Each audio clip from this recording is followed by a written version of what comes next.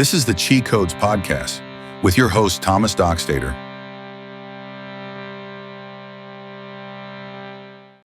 So, hey, man, I am so happy to have you on. And I know it was short notice. You and I are part of a men's group. Yeah. And I had just, I'm interested in having interesting stories. And I honestly believe that every single person has an interesting story. For sure. I really do. And so, you reached out and I'm excited to kind of dig into who you are and what makes you what you are and what you're working on, and something that hopefully can help someone else in some way or another heal or find some inspiration or something. Exactly. Yeah. Cool. I guess where to start. We always say it starts with childhood. Mm-hmm. So I guess similar background to you growing up religiously. Okay. LDS growing up, very, very strict LDS. We grew up in Reno until I was probably, fifth grade-ish, something like that. But my parents were the strict type. Like, we were one of like 6 Mormon families at our school, and all my friends were always like out playing, doing that. And so I'd like try to sneak out, and my mom can see me like right out the kitchen window, right? Call me back in. No, it's Sunday. You can't, that kind of. So really, really strict Mormon religion growing up, or LDS religion nowadays is what they call it. And I definitely rebelled against that. So like starting 7th grade, it just kind of downhill from there till I was like 17. But it started with like fighting, got suspended for fighting. Then, and with the system in Utah, when you get suspended, the next time it's worse, the next time it's worse, the next time it's worse. So 9th grade, I had 180-day school suspension. Oh my gosh. So 180 school days is almost the full year of school. So it was basically doing stupid packets at home. I loved it because I was the kind of kid where like I worked full time since I was 12 in the summer. Anytime I was off, I'd just be working landscaping. And so every time I'd get suspended, I'd call my boss and be like, hey, I got in trouble again. I'm suspended for the next X amount of time.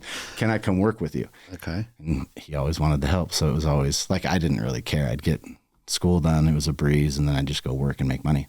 So do you feel like, just that alone, right? Like when you say you rebelled, what about it made you feel like you wanted to? Like, what was it? What was it, do you think? I wouldn't even say necessarily rebelled. Okay. I just didn't necessarily care. It was, I want to do what I want to do. And it was so, I always call myself, I was a shitty kid. I was a horrible kid. Like my parents are saints for getting me to where I am today. Okay. But it was just like, first time smoking weed, it was just some guys I met like 3-4 weeks into middle school. Hey, let's go out behind the school. Sweet. And it just from there did whatever I wanted from there. It wasn't, and I remember my dad had always asked me, like when I'd get caught with something, he'd be like, why do you do it? I'm like, it's fun. Like, that's why. There's no other reason behind it. At least there wasn't for me then. I don't know if there is now or if there was, but it was just, it was fun. That's why I'm doing it, because getting drunk's fun. And as an adult, I could say that too. Yeah, it's fun. But how many kids did you guys have in your family? I've got 4 sisters. Okay. Are you the middle, older? Second younger? oldest. Second oldest. Yeah. Okay. So growing up with all sisters, that's interesting. That's a different dynamic. Different dynamic. They always say that's why I'm more emotional than most men. It could be. It probably plays into it somewhat. I had 4 sisters and 5 brothers. But it would be interesting because we had a lot of testosterone in our house, right? Mm-hmm. Like and so it'd be interesting if it was different. Oh, I always tell everybody if I had a brother, I'd be in prison. Oh boy. I was that kid. Because then it ended up in, it's funny, November 5th, 21 years ago this month, I woke up at probably 5 a.m. 2 huge guys. Hey, you're coming with us. Oh, really? You went to boys ranch? Went to Boys Ranch. Went to where? West Jordan, way West Jordan. Oh, I know what I know. Boys Ranch, Utah. Right next to Reams? No, it's further out. It's kind of by Copper Hills. It's way out in the industrial district. Okay. But it's living like inpatient. You're there. I lived with 4 other guys in a little dorm room. And how old were you? 17. What led to that? Was it just like, was there one thing that happened or? No, culmination of things. Okay. I kept getting caught. I kept getting in trouble. Like anytime I'd come home drunk or something, my parents would just either call the cops or take me to the cops. So I'd always tickets, blah, blah, all this stuff. So it was a culmination of me being a dick kid, a rude kid, not doing what I should have been doing. And like I moved out 3 weeks before I went. So like I told, we don't need to get into that. Big arguments with my parents. And I was like, if this happens again, like I'm self-sufficient enough, I can move out. Okay. And so I did. And lasted about 3 weeks. We don't need to get into the nitty gritty of that. I ended up back home 3 weeks later, and the next day I went. So you woke up in the middle of or in the morning or night or whatever it was, and two guys haul you off. You're coming with us. Get dressed. What was that like? Like back then, it was more. I'm just pissed off. Okay. Just angry, and I was the kid that did the steroids in high school, so I was like. As a 17-year-old and just pissed off. I get to the place and it's like they're afraid I'm going to run and they know I can pretty much take most of the staff. And so they take my pants, wrap me in a blanket, and I have a rope around my waist with staff member holding the rope at all times. Holy smokes. So it went from that, like overall, I'm glad it happened. Okay. I don't know where I would be if I didn't have some kind of a stop, you know what I mean? Like some kind of you need a reality check. Beyond, because my parents couldn't do anything at that point. Well, my oldest brother went into prison when he was 17 for grand theft auto.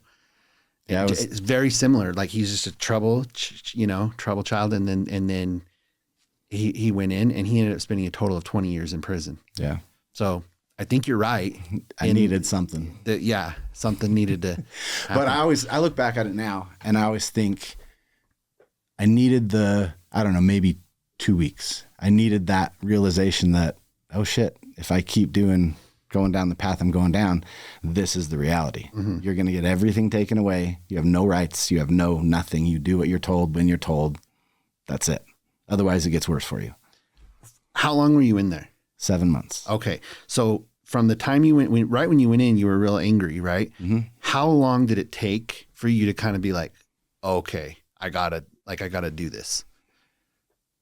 Probably like a month. Okay. For it to really be like, oh, I have to do this. Like I'm not getting out of this unless I actually do the process and go through this. So did they work you through like a program of like? It was like an AA centered type program. So there was AA, NA, SA, like so you do one or multiple of those every week. Mm-hmm. And then you'd have one-on-one therapy with your like counselor therapist. And then you'd have, I can't remember if it was after X amount of time, you'd have like family, your parents would come in and meet with all you and your counselor and have the whole group thing. So yeah, they kind of walk you through everything the best they could. Yeah. For a bunch of shitty kids together, you know? It's like they did the best they could. Did they, was there like, so, but it sounds like it was like AA, but there wasn't like, like functional skills that you learned that you were like, oh, that like changed your life, or was it just like it kind of? I'd say both. Okay. A lot of it I think was stupid, it was just dumb, but a lot of it was getting me caught up in school and stuff. Like I went in like probably half a year behind in school and graduated a year early. But it was dumb. It was packets, and it was like I didn't learn anything doing any of that type of education. Going through the motions, basically. It was just be a good employee and do your work, basically is what it was. So, but then the life skills that did teach, like me and my wife, we both say that, because she also went to an inpatient rehab. Okay. At 15. You guys knew each other at that time? Yeah, we knew each other for about 3 years at that point. Okay. She went to rehab. But we always say that the skills we learned in our counseling, not the rehab, but the counseling, of being able to talk, voice an opinion, not an angry opinion, but being able to talk as adults and have a real conversation, even about hard things, and being able to do that. I think that's probably a big part of what's kept us together to this point. Interesting. So I think that has been probably the biggest thing I've got out of that. And I'm not in prison now because it had that life stop change, you know? I hear you. So when you got out of that, do you feel like what, like, I mean, when you got out, were you like, I'm going back to the way I was, or was it like, hey, I'm actually going to like try? I mean, what was that like? Both. Okay. All right. Went back to a lot of the same stuff, but knew I couldn't get back into it like I was. Like I had that in the back of my head. Like, you can't do what you were doing. I can't be always chasing the high or always getting drunk at 17, 18. Like I can't do that anymore. So I knew, like, I had a head on my shoulders, but I was still willing to push the issue, willing to do a little bit here and there and sell a little bit here and there. I got back into it, but I think it stopped when we got married.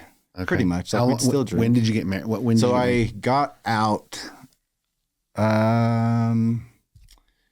May of what would have been my senior. Well, I graduated end of my junior year. So when is that? May, June is when I got out of it. So I graduated high school. I'm like, you guys, like, there's no reason for you to keep me here. I'm out. Right. So left, got engaged like 4 months later, and we got married the next March. Oh, wow. So then it's kind of like, now it's reality. We're adults now. We have an apartment. We have car payments. We still partied. We still drank and, stupid shit like that. Yeah. But it was more or less just, all right, now we're adults. Let's figure this out. Right. So after you guys got married, kids, I mean, 2 years later. 2 years. And so you didn't have kids for 2 years. That's good. Wait a little bit of time, because that adds a lot of, as you know, adds a lot of stress and dynamic to a relationship. Yeah, I'm glad we waited. Yeah. We weren't trying to, but we waited. So I'm glad it happened the way it did. Okay. But yeah, we had 4 kids over the next 5 years. So we had 4 under 5. It was a fun stage of life. I was working, doing sales, corporate America type thing. And she was at home with the kids. Like, it was really a fun time of life for us. We were pretty involved in the LDS religion at that point. Kids probably drew us there, like, hey, we need some kind of religion in their life. And now, like, going back to now I'm the point where I don't really care about the religion side of it. Like, I have a great relationship with God. I pray every day. I know I'm a good person. And beyond that, I don't care about an organized religion as much. Like, I still go to church, and my kids still want to go to church occasionally, stuff like that. So I'll still do that, but not necessarily as focused as I was then on a religion, more just. How did that develop? Like, let's say from you're 17, causing trouble, to, I mean, you had kids and stuff, but what I'm saying is, like, where did that for you develop, that you're like, oh, I care, there's something higher power, something, right? Like, how did that develop for you? I don't know. I've always believed it's there. Never really utilized it as much as I should have, especially in teenage years. But it's always been like, I've always prayed, especially when you're scared or and I need it. I only pray when I need a favor. You know what I mean? Now it's more like, I think I've prayed like 2 or 3 times today, just random stupid stuff. It's not like a traditional, like what most people in Utah would say, think of a prayer. It's, hey, God, I'm doing this. Sure. Can you help me with this, or thanks for this, or whatever. Little stupid things. Okay. What do you think? Was there something that, was it having the children, or did you have moments or experiences where you were pushed to have some type of relationship with a higher power of some sort? Yeah. Okay. All right, crazy story. Sure. If you want to share it. Yeah, sure. It's probably the most spiritual, religious story. Sure. Even, yeah. All grown up, we went to Lake Powell, my whole family, cousins, uncles, everyone. Every year we'd go down Grandpa's houseboat. Anyways, me and my cousins, I had 3 or 4 cousins around my age. We'd always just do all the stupid stuff. So we go hiking, try to find a cave, whatever, come across a snake. I catch the snake and it bites me. Turns out to be a rattlesnake. Oh, shoot. Yeah. So we're down in Bullfrog. We're probably 30, 45 minutes by speedboat away from the marina. And down there, they just have a clinic. There's not a hospital because we're in the middle of nowhere. So it's just this little teeny 1-doctor clinic. And it's about like 7:30, gets dark about 9. So we're booking it to the clinic. You know, my dad's cut my finger open and tried to suck it out. We know that doesn't work anymore, but that kind of thing. And so we're on our way. My dad and my uncle gave me a blessing on the way.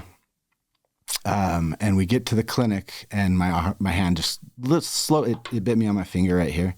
Slowly started swelling up, and they asked tons of questions. What did the snake look like? Blah, blah, blah. It didn't have a rattle, though. It was only about this big. So that's why I thought it was okay. It wasn't rattling at me. Interesting. So caught it. Anyways, apparently baby rattlers are more dangerous than bigger ones because they just pump everything they have in you. Oh, wow. That's what the doctor said to me. But after like 2 hours, I didn't have like any symptoms or anything. Mm-hmm. My mom was a nurse, grew up being a NICU nurse and pretty involved medically that way. And so they're like, because your mom's a nurse, we'll let you go back to your houseboat. Go back, they're cooking dinner, and I start getting really bad stomach cramps, muscle cramps. Gets real bad real quick. And it's dark at this point. Like we were using spotlights to find what canyon we were in to get back in the dark. So it's pitch black. My mom gets on the CB radio, pulls me in. I'm in bed in one of the rooms in the houseboat, just curled up in a ball, crying. It sucked. It was horrible. And the doctor was like, so you have, what did she say? He said, so we have life flight coming right now for someone else that was in a bad accident. We need to know within 5 minutes if we're sending life flight to your location. So call me back in 5 minutes and tell me yes or no. So my mom I don't remember any of this. This is what she told me. She came back to the room and she said a prayer and she told God, heal my son right now. And then she said she felt bad about it and said, okay, or within the next 5 minutes. She said she felt bad demanding God. Okay. But came back 5 minutes later. I was asleep. Weird. Wow. So I can't ever deny that there's not something up there that's protecting me for something. Yeah. Yeah. It's interesting, isn't it? Like it's, I mean, I grew up in a very religious, the FLDS. And I think that the hard part about it is, I think your belief system when you're a child it's given to you. It's not yours. I agree. And so, saying a prayer and God and all these things, they're just told to you.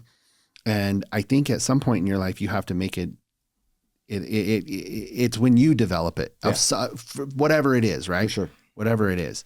And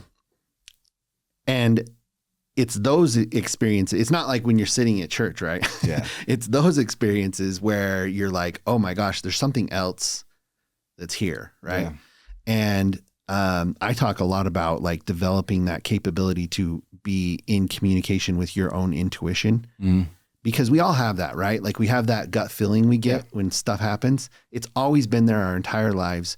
But in reality, when you foster that relationship with that intuition, you start to realize that it's actually talking to you all the freaking time. Like it's very clear. And when you follow that intuition, when you and you can call it God or you can call it whatever you want. Right. You start to realize how in sync it is all the time.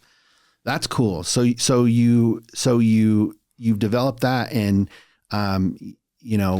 So didn't even necessarily develop it because it went from no religion. Like we didn't go to church for when we first got married for almost 2 years, probably right when she got pregnant is when we started being like, oh, we probably need to start looking at church. Okay. Here's a question. And I don't know why. Yeah. Why do you think when the kid comes, do you think that, and this is a serious question. Do you think that is indoctrinated in us? Yeah. When you say it that way, because you're right, when the beliefs, when you don't give the option to children and just say, this is what it is, they're going to follow that's what it is until they have an option or an open floor to take a different path. So, because I went from no religion, going to church. My wife is funny. She'll say, I went to church because I knew I need babysitters in a couple of years. So started it that way, fair. But meeting with Bishop and all that and just going like, it's a feel good process when you haven't had religion in your life, really. Like you feel good about it. I think anyone trying anything to do better than, hey, I want something in my life. Doesn't have to be religion, doesn't have to be God, I want something better. Just driving for that, you can't fault anybody. So I don't care what you decide to better yourself with, just do it. Yeah, 100%. But then it went to very involved in the religion, going to temple. We got sealed in the temple. week before she gave birth to our first. Oh, wow. So did that whole thing for years and years. And I don't know, just started questioning certain things, I guess, and not liking certain things. And then just, I don't know, finally coming to the point where I'm like, hey, I'm going to come when I want to come. Mm-hmm. You can stop pestering me every damn week. Yeah. I'll be there if I want to be there. Right. Otherwise, like, I'll still take care of my neighbors. I don't need to have a home teaching assignment to go check on my neighbor. I'll just be a good person and check on my neighbor. Mm-hmm. Yeah. So it's funny because I left the FLDS when I was 18 and I joined the LDS church when I was 23, got married in the temple at 24. Here's what I would say. We want something. Like we want something to believe in, right? And I was convinced. I'm like, well, maybe the FLDS was wrong, but the LDS is actually right. And I'll tell you this is my experience. When I was like, I'm going to go to the temple. I'm going to do this thing all right. And I was really hoping for like this spiritual experience going through the temple. And it was a huge letdown for me. Huge letdown. I was like, whoa, I just joined the same thing I left. Like, I really thought that. I was like, son of a gun. And I'm not trying to disparage anyone right here, but that's how I felt, right? And I think to your point, when you're going, when you're choosing to do something right, that's spiritual in and of itself. However, when you're not getting that return of fulfillment that you were hoping for, then that's when you're like, well, something's wrong. And I believe that's your intuition because it's saying like, hey, you're not getting this thing that you want. And so it's not bad or good or this or that. You're telling yourself like, I've got to find it somewhere else. And I don't know how to explain that in better words. You're saying it right. And it was only probably a year ago that we just decided, I'm like, you know what, this isn't for me. And it was new ward, new leadership, new everything. And I'm just like, this is the way they're doing this? Nah. Not vibing. So, and I like I said, I still attend. I still talk to my bishop. He's a good dude. Like, whatever, it's fine. They just know who I am and how I am. That's okay. I think I did a solo episode of the podcast 3-4 ago, and the whole episode was talking about how you're growing up believing something, whatever, indoctrinated a certain way. And I talk about how difficult it is that if you decide that you're going to leave that behind, to have a new belief, to establish a new belief in something, establishing a belief in something is really hard because you can say, hey, this isn't working for me, but to totally shift and say, okay, what do I believe? Yeah. Instead of something that someone told me. For me, it took me like years. Yeah, I'm still figuring that out. Oh yeah. No, 100%. But I think the concept of going from one belief and actually establishing and having another one that you're like, I believe this. Yeah. Right. Establishing that deep in your heart is a massive challenge. Yeah. And there's a lot of soul searching that has to happen because for me, it was about saying, all right, well, who am I? What are my values? What do I care about truly? Not what did someone tell me should or shouldn't do, but what do I care about and believe? So I created like a whole entire like program of how I went through this process. That's cool. And it all came about after I decided that I got to get sober. That's where it came about. I was like, I got to rid this because the alcohol wasn't the problem. It was the solution to my problem. My problem was that I didn't love myself, basically. Okay, interesting. So I think I told you this too. I quit drinking the 24th of October. Okay, yep. And I've gone times like for the past, I don't know, we drank for forever. Yeah. Past long time. Quit the 24th. And I like, it's weird for me to like think, and I haven't figured out why, because there's no reason other than I wanted to. Okay. Like I make enough money where I can afford it. Yep. It's not impacting, I'm sure looking back, it's impacting a lot. And I know it is. And that's, I think, why I wanted to, because I was just getting behind on little stuff, stupid little things. Like I'd have like 50 emails. Like today I have 4. And like what? It's just the dumb little stuff where it's like, oh, a couple beers and then it chips away. It chips away. Here's how I think about it. Because I think here's the problem. Especially if you grew up LDS, there is this horrible stigma of alcohol. Yeah. And so when you leave it or you stop doing it, it's like the pendulum swings to, oh, well, I didn't do it when I was there, so I do it here. Yeah. The problem is this, and this is how I view it. Alcohol 100% lowers your vibration. Yeah. It just does. It just numbs you. It lowers your vibration. It makes you do it. You would do things drinking that you wouldn't normally do, period. Yeah. It's just, and what the extremity of that is, how extreme that is different, but it's true. Even if you had a couple of drinks, you're going to push your line a little bit different than you would. And it's because of the vibration in which you're operating at. So if you're constantly in this state of numb, it becomes the norm. Yeah. And you don't think that there's anything wrong. If you're drinking regularly, let's say it's not too extreme. Nothing crazy is happening. It's just, you're just drinking regularly. Right. That means you're just regularly lowering your vibration. And what that means is that you can't hear when someone tells you something, you can't hear it. When someone, I mean by that is when someone offers you a key piece of advice.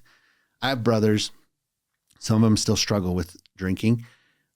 I can't give them a piece of advice because they can't hear it.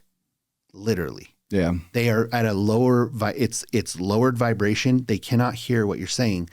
And so it's like when you remove that, your vibration will slowly start to go up and you can start to hear things that you couldn't before.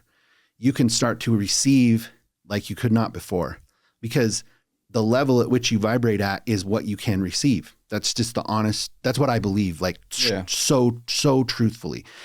And for me now, being 7 years sober, dude, it has nothing to do with I've got to avoid alcohol so I don't go off on a bender. It is not that at all. I literally think to myself, I'm like, I don't want to lose the level of clarity that I have. Yeah. Because I remember operating in a state of drunkenness. And one thing you can say that's true is nothing ever good comes from alcohol. It just doesn't. I mean, yeah.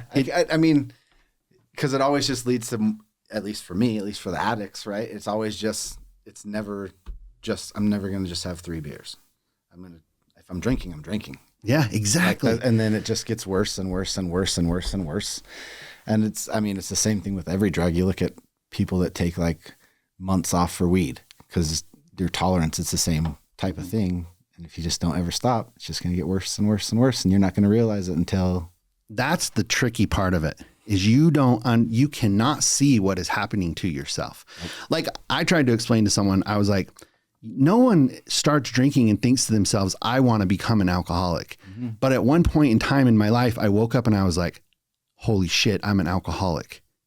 You don't see that wall coming. Yeah. You do not see it coming. And for me, dude, it was like to the point where I'm telling you, like, I was like, I would wake up, take 3-4 shots.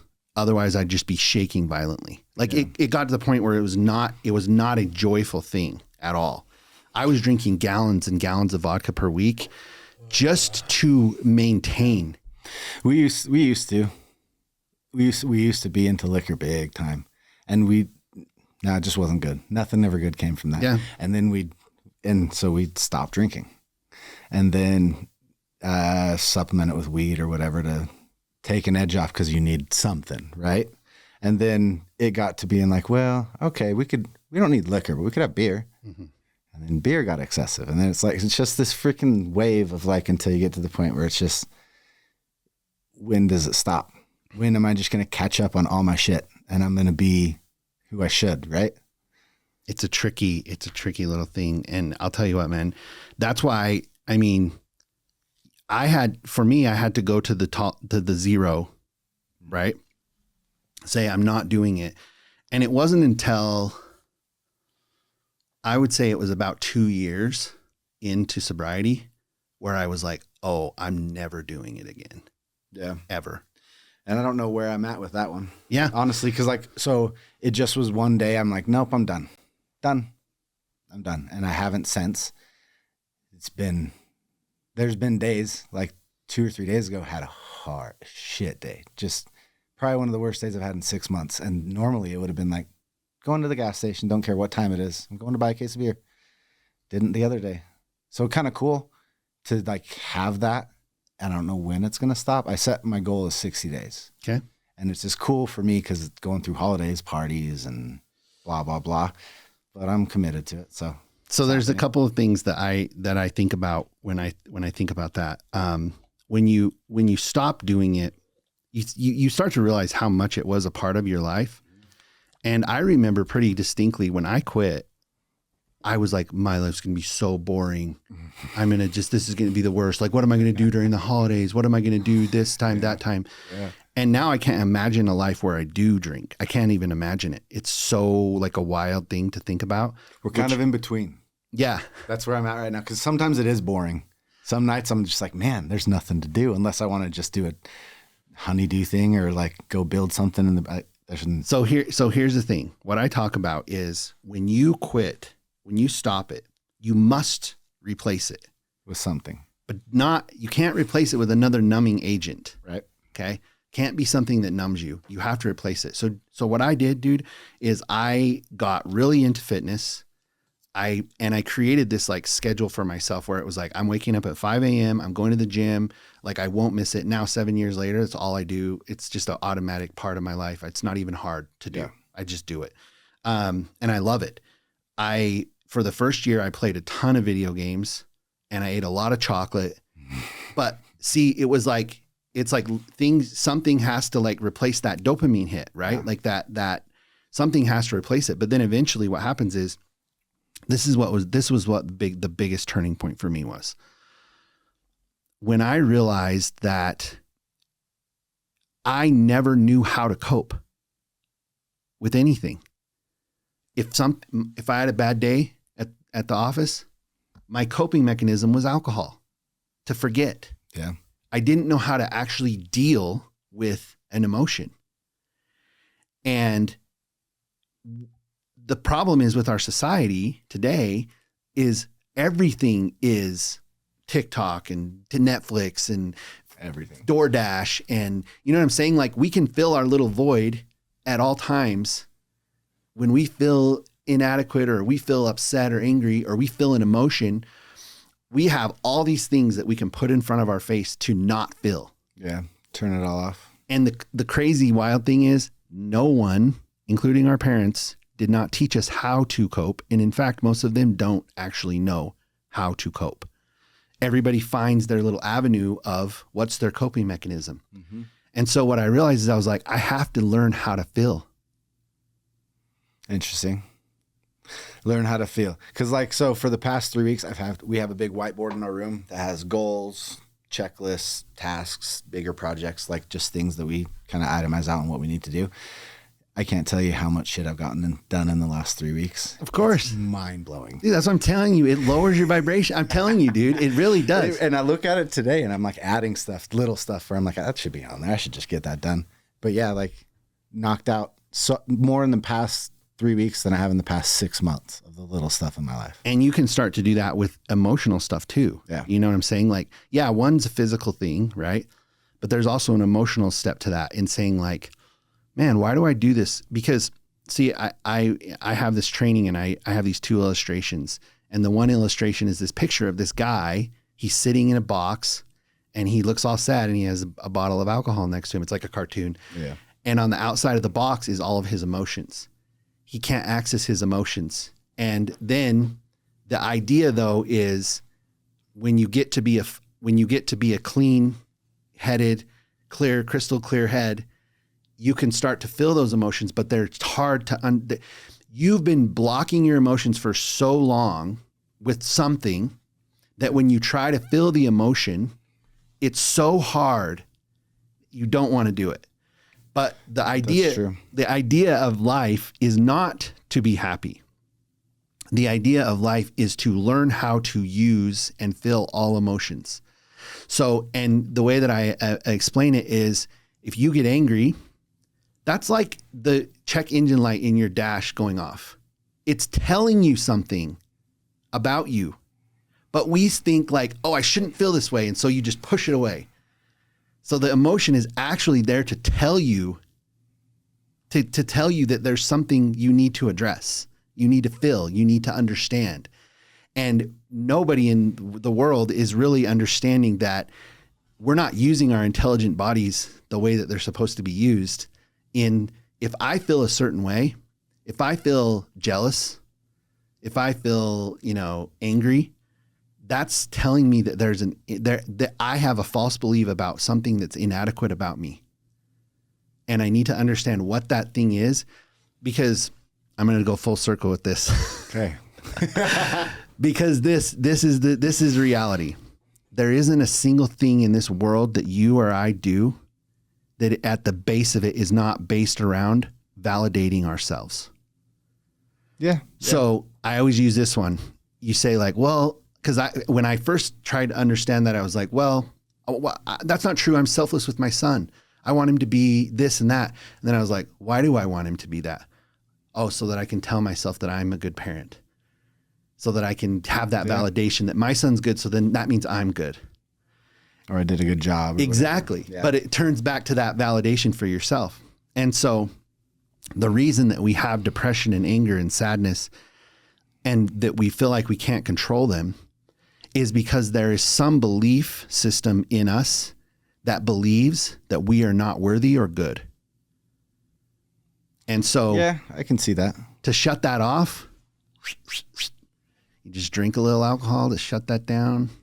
I don't know. It's interesting because I love the type of music that's like, I was a screw up kind of thing. Like I own it. Like I was a screw up. I don't care. I love that type of stuff.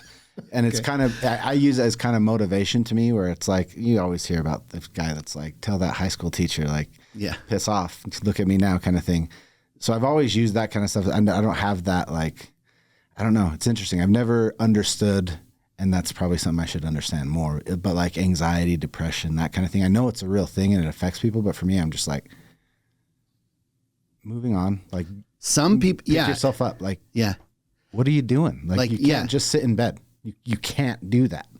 But for people, it's a real thing. I don't understand that part of it. So what would you say is the emotion that is the hardest for you to control? Anger. Instant. Okay. So someone cut you off and it's just like freaking boiling blood.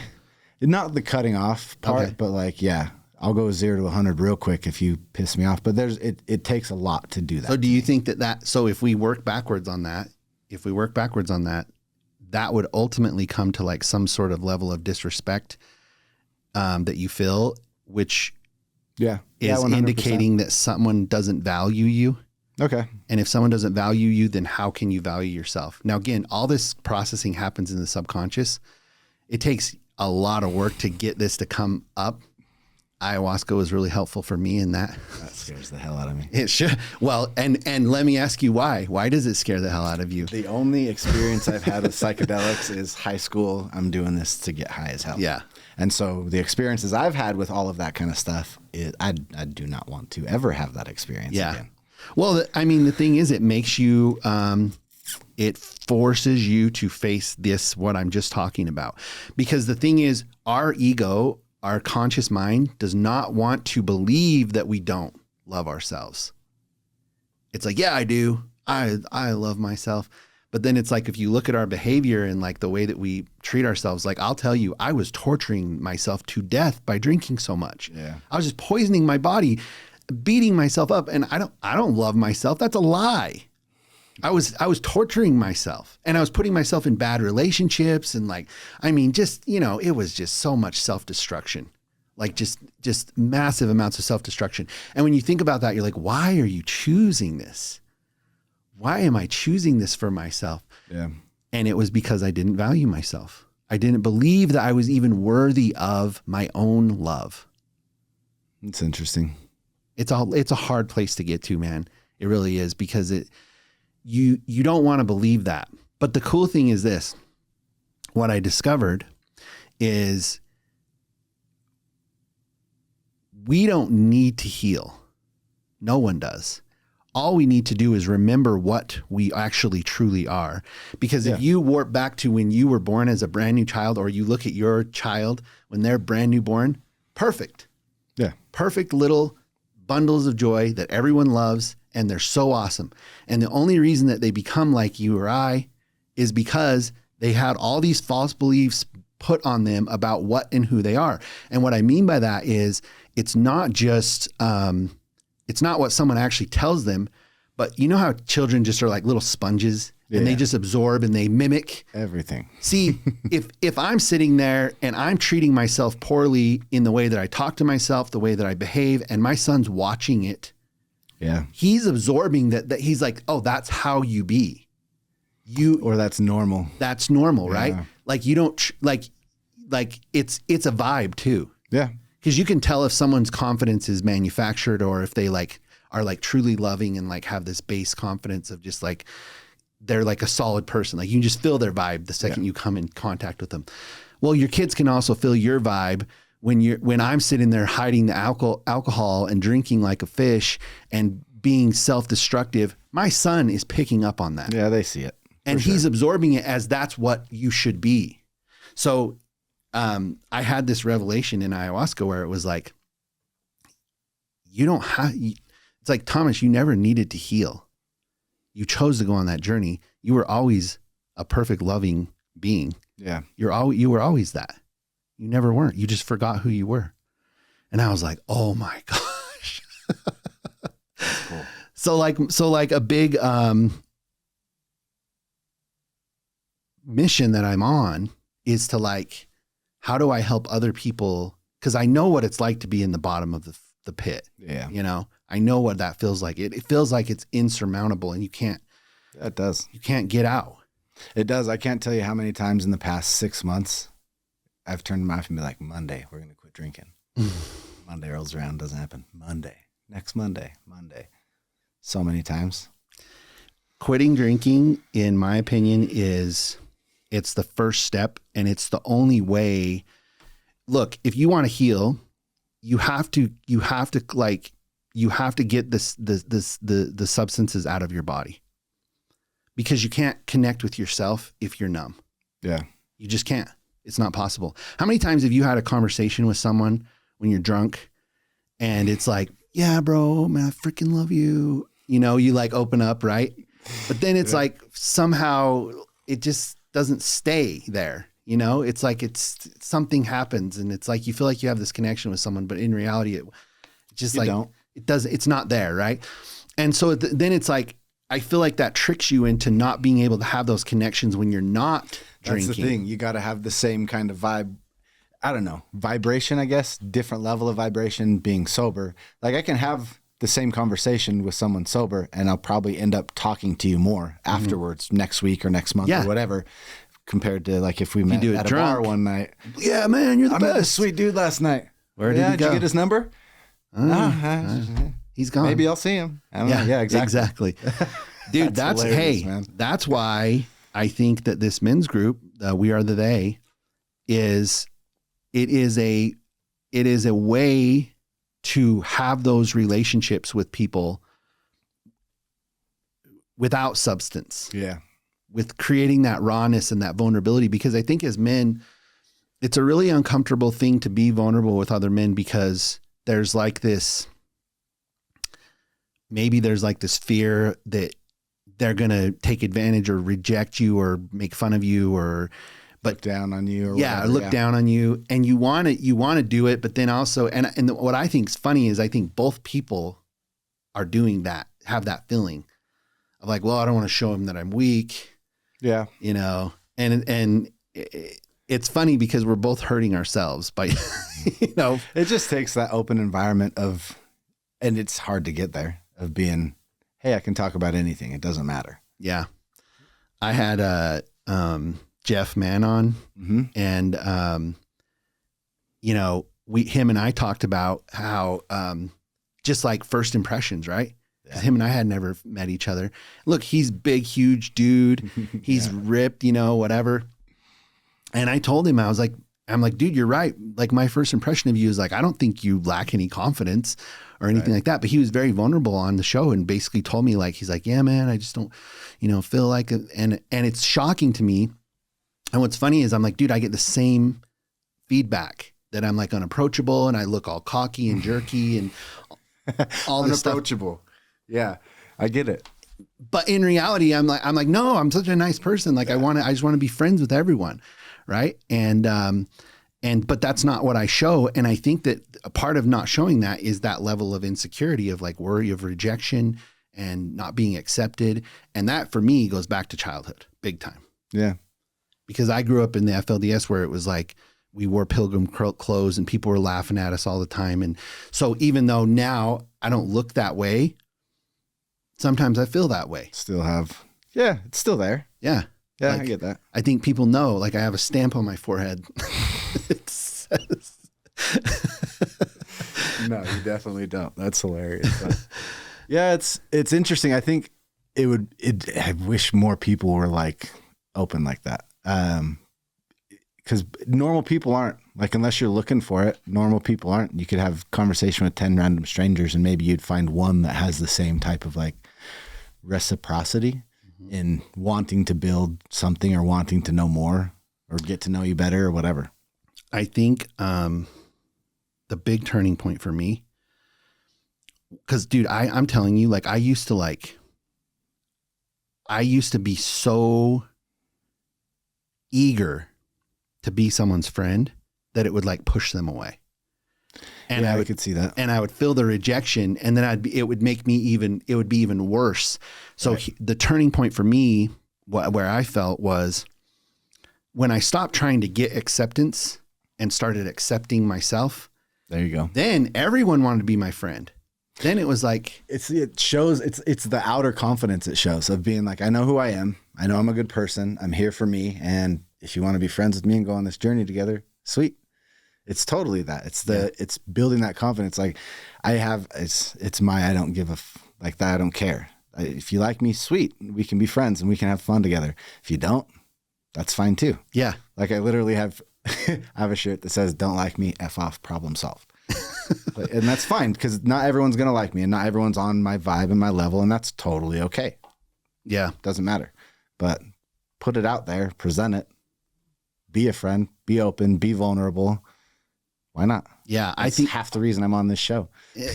Precisely. And I think that, hey, look, and that's one great thing about the group, right? Is it fosters that like, hey, put yourself out there. Cause I'll be honest with you, dude, I've posted in like I posted on Facebook, like my personal Facebook and stuff. Hey, can I get some people to come on? And it's just like crickets, Yeah. People are just like apprehensive and this and that. And it's like on that, I had 4, 5, 6 people, boom, texting me, hey, I'll come on. I'll do it. I don't know if I'm the right guy. Awesome. Right. But I'll come on and, we can talk. And it's like, yes, thank you. Like that's like the only way we're going to make society like that is by being that. Yeah. Right. Yeah. Showing people. And it's part of that type of mentality of that group is who do you want to be? Who do you want to present to the world? I want to present that I'm a badass. I know who I am. I'm a good father. I'm a good person. I'll help people in need. Mm-hmm. Show that to the world and maybe it'll inspire someone else to do the same thing. Yeah. I think that the big difference is the fact that,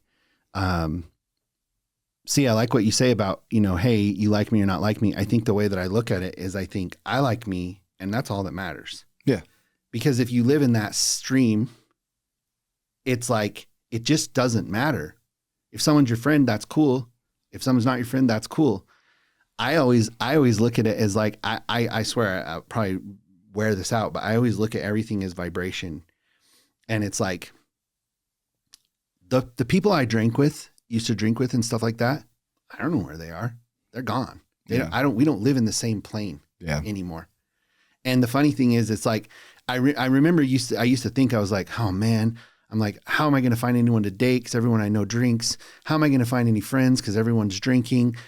When I quit drinking, I date people that don't drink. I find people that don't drink. I live with people. Like, it's just like, now I'm on a different operating plane. And it's like, oh, there's tons of people Tons. There's so many people out there. There's tons. And so I really do. And it's like, I actually don't run into that many people that drink a lot. Yeah. And so that's why I say that vibration thing. It's like, you move up in consciousness, and it's like, you're in a different. And the other side of it, going back to like, if I were to worry about what the people that don't necessarily like me, maybe they don't hate me, but they just don't necessarily like me. I'm not a good friend or whatever to them.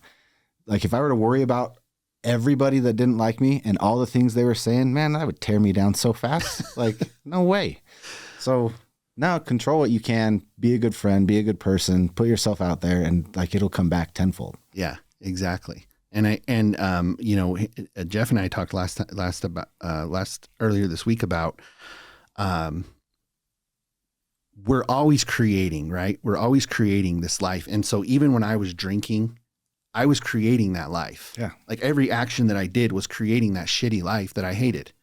It was all creating that. And so it's like, now in the life I'm in now, even doing this, it was kind of like it was a hard decision for me to do it, because I was like, what am I going to do with it? But I have an idea of what I want, where I want to be. I want to help people. That's God's honest truth. I just want to help people. And so doing this, it was a little bit out of my comfort zone, and just like, who am I going to get? What are we going to talk about? Is it going to be this? Is it going to be that? And it was like, well, I'll create. I'll go through this steps of just like, I'm going to do one podcast at a time, and I don't know where it's going to go or what's going to happen or where it's going to be, but I think it's going to create what I want. And even like worst case scenario, you build some cool relationships with a lot of cool people along the way. Yeah. Like that's a worst case scenario. Dude, how cool is that? Hey, you know what? That's one benefit that I've received that I don't think that I really even counted on, was if you removed all the cameras and you just had me and you, it's like you're having like this really cool like conversation. Yeah. You don't necessarily have in other, not in day to day. Yeah. Never. In your day to day. So I'm like, whoa, that's a benefit for me, because I get to have like these cool conversations that are very like deep and informative, and you learn something, and you really get to see like the part of that person that maybe you just don't normally get the opportunity to do that. Yeah, for sure. I don't know what else to say. Well, dude, hey, look, I mean, you know, I appreciate you coming on and sharing some of your story. I think, I mean, right out of the gate, some of the things you shared about, you know, going to a boys ranch and like stuff like that. I mean, look, that's formative, man. And it's actually helpful for me, because that translates to something that's going on in my life right now. Yeah. It's similar, but it's interesting to know that, and to kind of see, that there was some value in it for you at least. Yeah. And it did set you right. Yeah. Definitely helped. That's wild. I'm sure there's people that will be listening and stuff that have boys. Like I have a 12-year-old boy, and we're just, you know, he's a good kid, but I worry so bad, right, about just like the slippery slopes that he can get on with drugs and things like that. Yeah, I've got a 17-year-old girl, 16-year-old boy, 14-year-old boy, 12-year-old girl. So yeah, I'm right there with you. Scary, man. It really is. It's scary. It's terrifying. Yeah, dude. you just And don't want shit your that they get nowadays. Like it's just they try to, like, they always get caught, but they try to be sneaky, and there's so many different ways they can hide stuff nowadays. Oh It's yeah, just, with the cell phones and all that. we could do a whole nother podcast on just children and parenting, and what I'm struggling with parenting. Oh man, we could do a whole nother. Anyways, I hear you, man. Well, I mean, look, my motto is, you know, it's like the airplane. Put your mask on first. Like save yourself first. Get yourself right first, and then you can help other people. It's true. So I think that's cool, man. I appreciate you coming on and sharing your story, and we'll see a lot of each other, I'm sure. So yeah, it'll be fun. Thanks, it's buddy. It's been fun too. Yeah. Right on. All right, man. Thank you. Yep.